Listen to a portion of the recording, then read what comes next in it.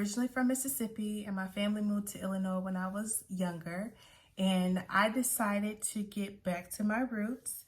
So I went to the Jackson State University in Mississippi for college. My entire goal for college was to get a degree in biology and then go straight to medical school. And so throughout college, I was in a bench lab.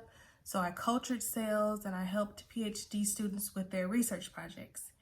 And truthfully, I did not fully prepare myself in college to go to medical school.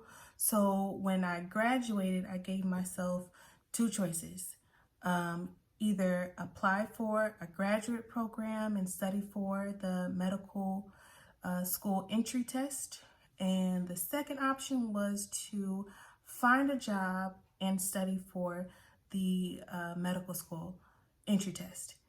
And at the time that I graduated, the housing market had just crashed, and I did not land a job that I felt like would give me extra skills and then allow me to study for medical school.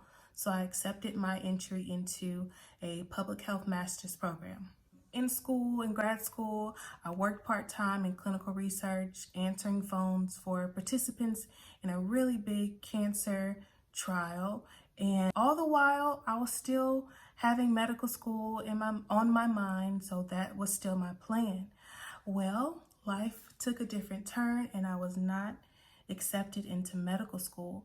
So I was at a loss for what I wanted to do and who I wanted to be, because I held on to the idea of being a medical doctor for a very long time. And then on top of that, other life things happened. And so I just decided to stay at my job and go from part-time to full-time. I actually enjoyed the work that I did. I was promoted a few times and then ended up as a study coordinator in the Cancer Research Center. I actually got a phone call from a recruiter to be a reference for a nurse friend of mine.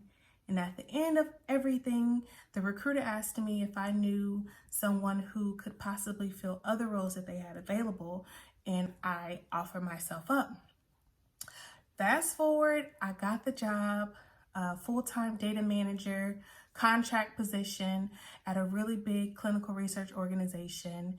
And after my contract ended, I was hired onto the same CRO, and I started as an in-house monitor and then promoted as a clinical research monitor.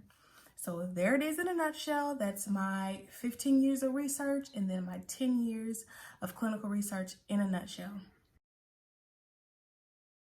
So I decided to start making these videos because clinical research is one of those fields where I feel like I make a direct impact on people's lives every day. And I wish that someone would have told me about this as a career path when I was younger. It also helps that you can make a decent amount of money, possible 6 figures after a few years of specializing in something. I am not a recruiter, I am not a hiring manager, but I do like to connect people to opportunities if they're willing to do the work to get themselves prepared for it. If you don't know the first thing about how to get started, I encourage you to download my checklist and be on the lookout on other helpful content that I put out there. If you have any ideas of other content that you want to see from me, please message me, please let me know. I truly hope that my videos are helpful, and if you want to stay up to date with everything that I put out, go ahead and subscribe to my YouTube channel. And download the checklist if you haven't already done so. I love seeing messages from everyone on LinkedIn and Instagram, so please reach out on Instagram at YourFaveCRA. Until next time, thank you so much for watching.